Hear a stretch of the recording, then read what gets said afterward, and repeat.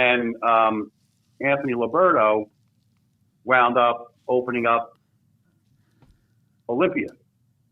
And that's who Chris wound up buying Olympia Gym from, was from Anthony Liberto and Frank Aguaferria. Okay. Frankie Dad. So, yeah, so that's how it all started. That's how it all started. So it all started with your 13-year-old friend, and then you were 13 with a friend, Jim, and then you ended up going to Liberto's in Nutley. Wow. Yep. Small little place, and it was funny. They used to have like a 300-pound club, which was if you could bench 300 pounds, and then they had, I think it was the 400-pound club was the squat. It was pretty cool. Just like, and then what was good was because then he opened up, the place in Verona, and I was from Cedar Grove. So we were all from Cedar Grove. So it was, perfect. And then he sold it to Chris, and, Chris is a great guy, and Chris did a great job, with the gym. A lot of great times and memories with, Chris and his father. But when I was first training there, I wasn't even thinking, quite out there, I wasn't thinking about becoming a bodybuilder. My focus was on just really training for football, But as older guys than me were in the gym who were competing, they're always trying to like encourage me. Oh, you should compete. Like you got the physique for it. You should compete.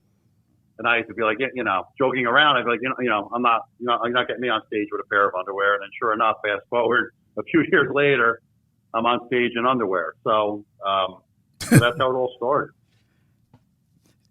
So you started out Liberto's, right? Liberto's, and then you. So who was the one who was the one that helped train you to get you to the next level? I mean, I know you were doing it on your own. I guess the reason I'm asking you, I just watched the first two. Have you seen the Arnold documentary on Netflix? No, I haven't seen that yet. I tell you, I watched the first two. The first, just how I kind of was watching and I was like, God, how he started and just keep growing and all that stuff, and how he took over. And I was wondering, did you have a mentor during that time that kind of helped get you to the next level? Like through your training? I didn't have a mentor, but I'll be honest with you, somebody that was very helpful to me, and I'm still good friends with him, is Glenn Birkenkamp. So Glenn was an extremely knowledgeable guy when it came to like the diet and the training. Okay. He helped a lot of guys, from New Jersey, and then he got to be so popular that he was pretty much helping guys, throughout the country, kind of tweaking their diets and stuff like that. So he was very helpful early on, for sure. And now you played high school football for who again? Cedar Grove. Okay. Did you play at Montclair State when you went to Montclair State for a year, or did you not? Or were you? So I played freshman year, and then what wound up happening was, right after the season, I said, you know what, I'm going to give bodybuilding a try. And believe it or not, the first show I went into was Chris actually had a show, like a gym for the show, right? A show for the gym, I should say. And I was preparing though for the main show I was preparing for was the Teenage Mr. New Jersey. But he had scheduled that show beforehand, so I went in that show, which was great because, it was a great like starting show, right? A smaller show, kind of get right. my feet wet, and right. So that was my first show, and then a few months after that, I did the Teenage Mr. New Jersey. That was in '86. That was in '86, right? Yeah. Now, I guess the question I was thinking of, in high school, you were all conference, all state. Did you defensive tackle? Did you get any offers outside of New Jersey, out of Montclair State? Yeah, I have some offers from some schools, but I kind of wanted to settle home. I was into my training. I'll go close with my family. Right. So I was kind of like, you know what? Montclair had a very good program at the time. They always used to make it to like the quarterfinals, semifinals. Sam Mills. Exactly. Yeah. Yeah.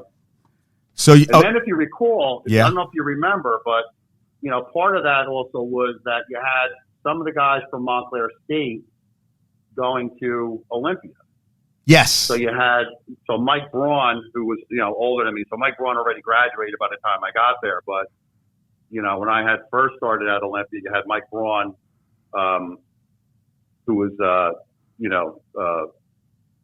competitive bodybuilder as well as played football for Montclair State. And then you had the Troya brothers. You had who else did you have? You had a bunch of guys that were still going to Montclair as well as training at Olympia. Right. I mean, I'll never forget. I know if I saw a face, I'd remember a face. And you saw Chris Pro. He's having a reunion on September 22nd. Yeah, I mean, it's great to hear because obviously over the years we had so much fun there, right?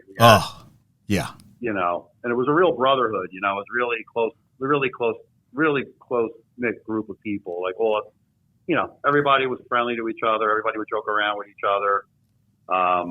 So we, made a lot of great friends while we were there. And then, everybody gets busy with their own lives and, haven't seen a lot of these guys for, I guess we're getting close to I know.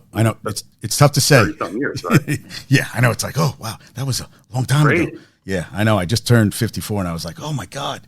I was like, damn, I'm getting older. Crazy, right? Yeah. So I was like, yeah. And so the company, you were working with supplement companies while you were training and while you were competing. So how did you? Yeah, so I was actually fortunate. I was, I got a sponsorship from Twin Lab when I was competing. Right.